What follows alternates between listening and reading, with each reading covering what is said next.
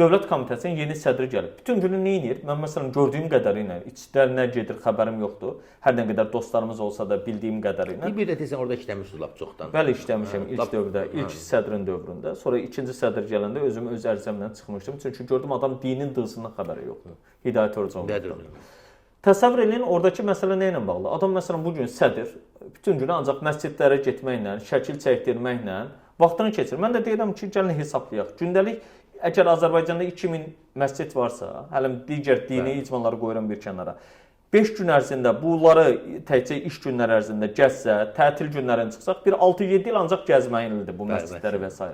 Yəni bu günlərin verdiyiniz mesaj bu ola bilməz. Və yaxud da ora gedəndə səni oradakı bir dindar, yad planetli insan olaraq görürsə, sən namaz vaxtları da deyil, namaz vaxtı olmayan vaxtlarda gedib şəkil çəkdirib, oradakı imamla poz verib qayıdırsansa, bu din siyasəti deyil. Bunlar başa düşmürlər ki, bu günlərin ciddi bir təhlükə yaşanır.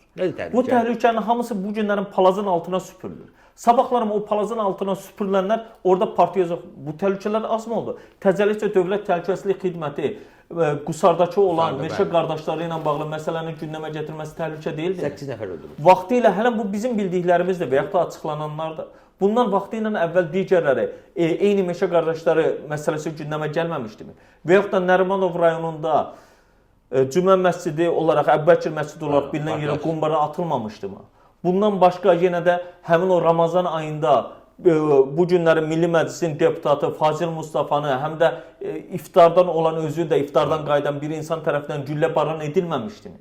Yəni biz təhlükəni nədə görməliyik? Nə olmalıdır ki, adı təhlükə olmalıdır və yaxud da olmamalıdır? Bu gün onların əllərində olan siyahılardan xəbərimiz varmı? O siyahılarda kimlərin adının olub-olmadığını bilsək, dəhşətə gələrik.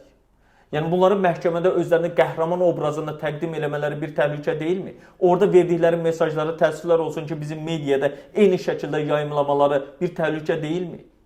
Yəni insanlar əgər bu günlərin bir fətva ilə məsələnin həll eləyə bilirlərsə, bu çox böyük ciddi təhlükədir. Hətta adamlar heç bir xərc, vəsait qoymadan bunu din adı altında eləyə bilirlərsə, böyük təhlükədir. Təsəvvür edin, ölkənin bayaqlarım adını çəkdiyiniz Qafqaz Müsəlmanları İdarəsinin rəhbəri olan şəxs əgər özünün İranın dini liderini mərcəyi təqlidi olaraq görürsə və onun qoxusunu aldığını iddia eləyirsə, onu təqlid elədiyini qeyd eləyirsə, yəni bundan böyük təhlükə mi ola bilər? Bəli. Yəni bu insanlar o zaman buna və yaxud da dövlət bu insana necə güvənməlidir? Yaxud da eyni adam gedib Şuşada həmin o dini liderin nümayəndəsinin qarşısında rəsmi şəkildə, açıq şəkildə deyir ki, bəli, Xamneyinin nə bilim fətvası ilə Qarabağ işğaldan azad edildi, iddia eləyə bilirsə, bu yalanı deyə bilirsə və onun arxasında namaz qılırsa, bundan böyük hansı təhlükəni biz deyə bilərik? Yəni bu günlərin din məsələsi həqiqətən, çünki insanların inanc, insanın yaradılışından etibarən inanc anlayışı var. Amma bu günlərin məscidlərimizə gedin baxın nə edirlər. Bu günlərin Ramazan ayında keçirilən verilişlərə baxın. Adamlar çıxıbdılar o boyda qoskoca dediyimiz adamlar, alim dərəcəsi almış adamlar, akademik dediyimiz adamlar, ilahiyyatçılara yetişdirən adamlar oturub da qabağında heç bir dini savadı olmayan, özünü seyid deyə təqdim edən adam qarşısında seyidim deyə qarşısında cavab verirlərsə, danışırlarsa və insanlara baxanları mürgüləmə tutursa, bu hansı dinlə danışa bilərsiniz? Hətta həmin o verilişlər dini komitənin vəsaiti hesabına həyata keçirilir. Yaxud da digər bir məsələdə, məsələn, radioların birində, TMB-də açığında deyil.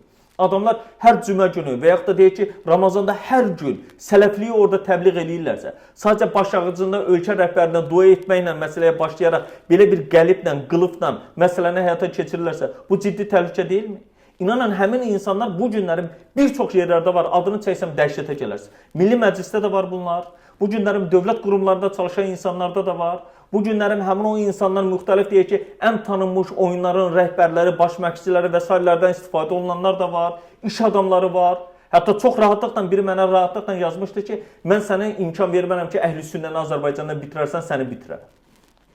Yəni bu təhlükə nədədir? Hətta o gün Təhsil Nazirliyinin bir əməkdaşına ağır həbs cəzası aldı. Çünki xarici ölkə dini cərəyan təsiri ilə, desən sələfilərdən idi, xaricdən bura gələn xarici qonaqlara sui-qəsd hazırlamışdı.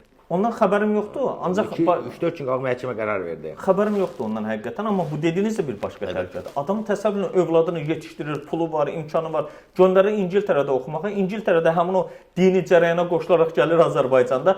Həmin o orta məktəb savadı belə olmayan, nə var gedib hansısa Səudiyyə Ərəbistanında hansısa bir məktəbdə oxuyub gəlib deyə, hansısa universiteti bitirib deyə, onu özündən böyük kimi qəbul edir, din məsələsində onun dediklərindən oturubdur. Əslində elə biraz əvvəl dediyimiz o IŞİD, Əl-Qaidanın da elektoratı bulardır. Əlbəttə bular. Əlbəttə. Məfhumatdan və xurafatdan bezmisinizsə, Elşad Mirinin YouTube kanalına abunə olun və paylaşın.